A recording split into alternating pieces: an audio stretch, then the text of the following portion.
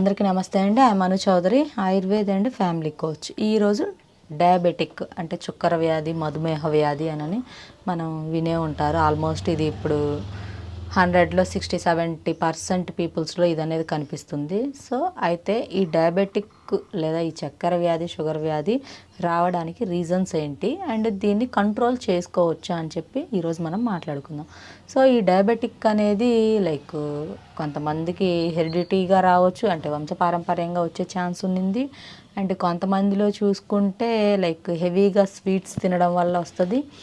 And మన WHO లెక్కల ప్రకారం అసలు డయాబెటిక్ ఎక్కువగా ఎటువంటి పీపుల్స్లో వస్తుంది అని చెప్పి ఒక రీసెర్చ్ అనేది చేశారండి. సో ఆ రీసెర్చ్లో ఏమి బయటపడింది అంటే స్ట్రెస్, ఎవరికైతే ఎక్కువగా స్ట్రెస్ లెవెల్స్ ఉంటాయో, సో స్ట్రెస్ ఉన్న వాళ్ళకి డయాబెటిక్ వచ్చే ఛాన్స్ ఉన్నింది. ఎక్కువగా స్ట్రెస్ ఉన్న పీపుల్స్కే డయాబెటిక్ ఉందని చెప్పి మనల్ని గుర్తించారు. సో స్ట్రెస్ కూడా one of the disease. So అది కూడా డయాబెటిక్ రావడానికి ఒక మూల కారణమే.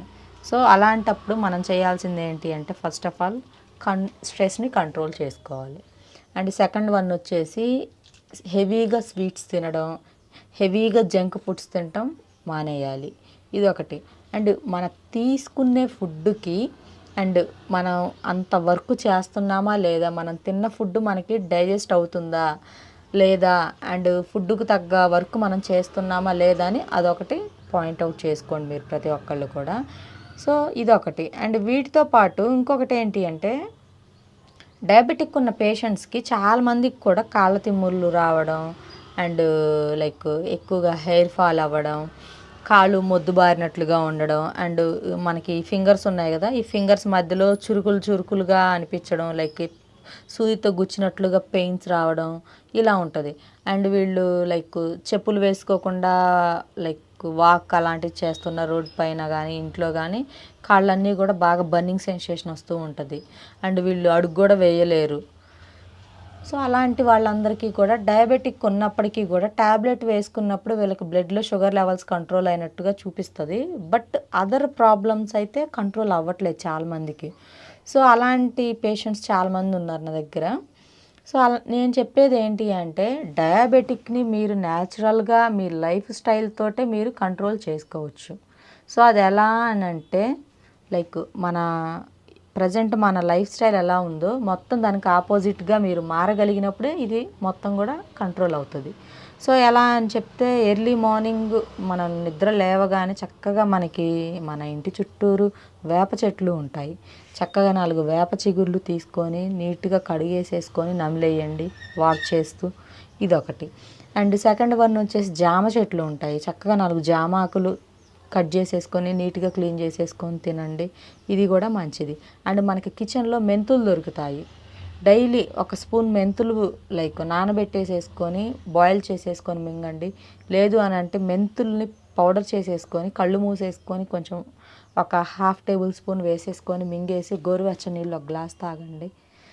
అండ్ కాకరకాయలు మన కిచెన్లో ఉంటాయి రెగ్యులర్గా. సో 4 కాకరకాయ ముక్కలు తినండి, లేదంటే ఇంత చిన్న కాకరకాయ తినండి. ఇలా మనం బాడీకి చేదు వగరు ఇచ్చాము అని అంటే సో మనకి బ్లడ్లో ఉన్న గ్లూకోజ్ లెవెల్స్ అన్నీ కూడా కంట్రోల్ అవుతాయి. మనకి ఇన్సులిన్ కూడా కరెక్ట్గా రిలీజ్ అవుతుంది. సో మన బాడీ కూడా స్ట్రాంగ్గా ఉంటుంది. అండ్ డైజెషన్, కాన్స్టిపేషన్ ప్రాబ్లము, ఈ కాళ్ళ తిమ్ములు కూడా కంట్రోల్ అవుతాయి. సో ఈ విధంగా మనం నేచర్కి దగ్గరగా వస్తూ మన లైఫ్ స్టైల్ని కొంచెం చేంజ్ చేసుకుంటే చాలు. ఇప్పుడు ఏంటంటే ఎర్లీ మార్నింగ్ లేవగానే స్ట్రాంగ్గా బాగా హెవీగా స్వీట్ ఉండే స్ట్రాంగ్ కాఫీ, టీ తాగడం ఇది ఒక హ్యాబిట్ అయిపోయింది. లేదు అంటే ఈ అలవాటు లేని వాళ్ళకి కూడా అలవాటు చేస్తున్నారు ఉన్నవాళ్ళు. బెడ్ కాఫీ తాగవా, నీకు అలవాట్లేదా అని చెప్పి కొంచెం వాళ్ళని అబ్యూజింగ్ వర్డ్స్ వాడుతూ.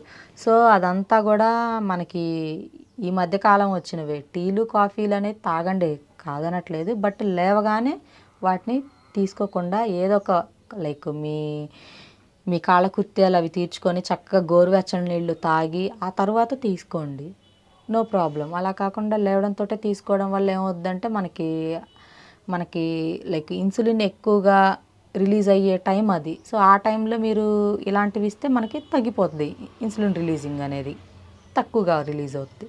సో అప్పుడు డయాబెటిక్ అనేది మీకు ఇంక్రీజ్ అవుతుంది.